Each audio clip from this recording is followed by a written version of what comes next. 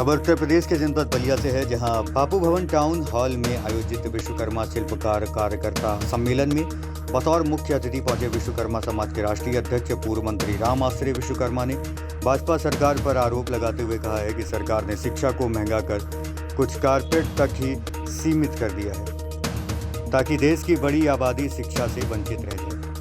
पूर्व मंत्री राम आश्रय विश्वकर्मा ने बीजेपी सरकार पर निशाना साधते हुए कहा है कि बीजेपी सरकार नौजवानों को नौकरी नहीं देने के लिए ऐसा कर रही है।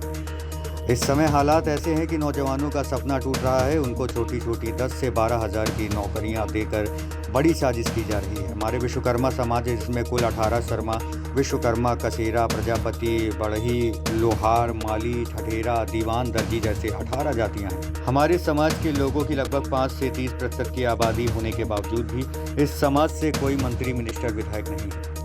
राम आश्रय ने सरकार पर आरोप लगाते हुए कहा है कि सरकार हमारे विश्वकर्मा समाज को सिर्फ टूल किट देकर मजदूर बनाना चाहती है। राम आश्रय ने कहा है कि सरकार इन लोगों को शिक्षा क्यों नहीं दे रही है? क्या यह इंजीनियर, डॉक्टर, IAS, PCS नहीं बन सकते हैं? सरकार इन पिछड़ी जाति को सिर्फ मजदूर बना कर रखना चाहती है।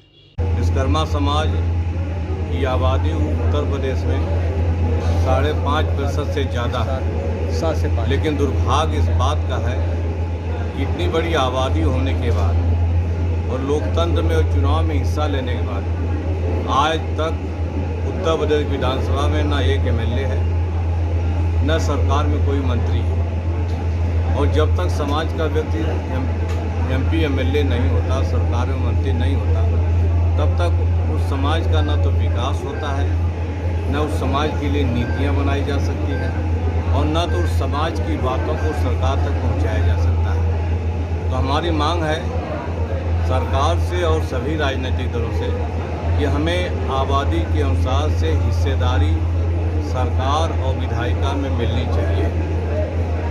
वैसे तो बीजेपी सरकार ने कह दिया है कि हम जाति जनगणना कराएंगे, हमें तो नहीं विश्वास है कि सरकार कराएगी, लेकिन हमारे नेता श्री अखिलेश यादव जी लगातार कर रहे हैं कि जब भी पार्टी बनेगी समाजवादी पार्टी, ये बीजेपी सरकार कराए या न कराए, समाजवादी पार्टी जरूर जातिवाद जनगणना कराएगी और जिस जात की जितनी जनसंख्या है, जनसंख्या के अनुसार उन्हें हिस्सेदारी, आरक्षण, नौकरी, योजनाओं में लाभ और सरकार में हिस्सेदारी देने का काम करेंगे। हम विश्वकर्मा समाज के बलिया के लोगों को यही कहने आए हैं कि जब भी जाति जनगणना हो, चाहे लोहार हो, बढ़ई हो, चाहे ठठेरा, कसेरा, जो भी हो, सब लोग एक टाइटल लिखें, विश्वकर्मा के नाम से अपनी जाति जनगणना कराएं, ताकि हमारी जनसंख्या प्रदर्शित हो। अक्सर होता यह है कि कोई शर्मा लिख दिया, कोई विश्वकर्मा लिख दिया, कोई लोहार लिख दिया, कोई बढ़ई लिख दिया,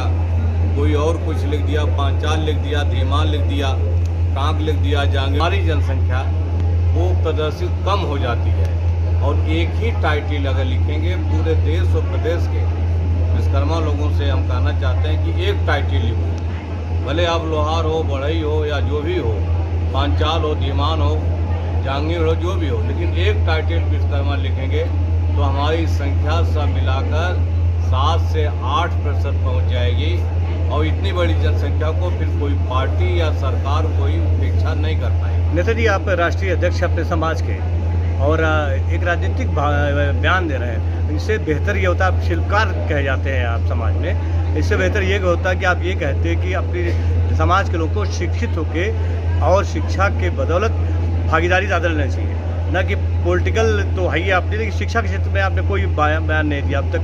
आप शिक्षित नहीं करना चाहते अपने बयान को क्या? जहाँ तक शिक्षा का सवाल है, शिक्षा हमारी प्राथमिकता है और चाहे विश्वकर्मा समाज हो या पिछड़ा समाज हो या दलित समाज हो, उनको हमेशा शिक्षा में बढ़ाने का काम किया हम लोगों ने।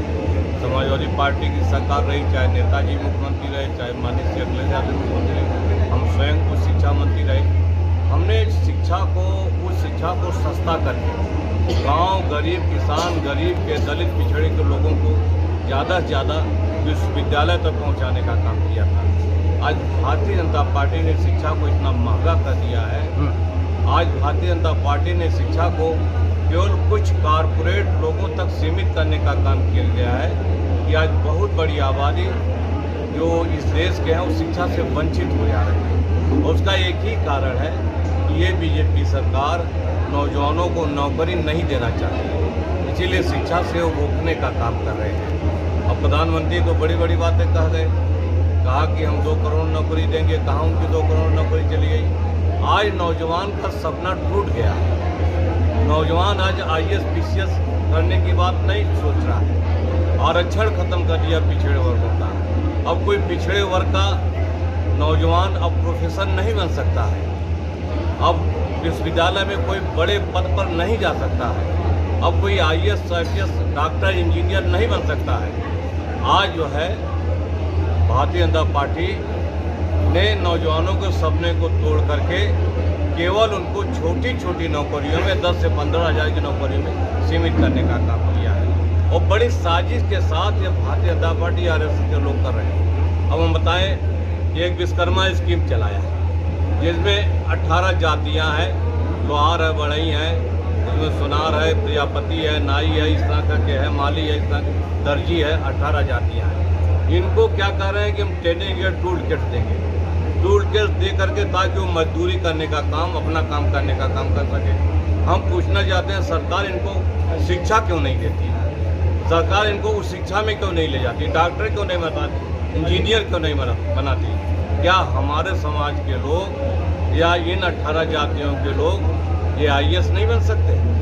ये IAS PCS कब बनेंगे, ये IAS कब बनेंगे, डॉक्टर कब बनेंगे, प्रोफेसर कब बनेंगे? सरकार की तो ये सरकार साजिश के तहत इन पिछड़ी जातियों को केवल मजदूर बनाकर गुलाम बनाना चाहती है। अच्छा, जिस हिसाब से विवादित बयान देखे जा रहे, नेताओं के विवादित बयान आ रहे हैं, जो अश्लीलता दिखाई दे रही है, इसको क्या किस तरह से आप देखते हैं, क्योंकि आप पुराने राजनीतिक हैं? ये भी सरकार की एक चाल है।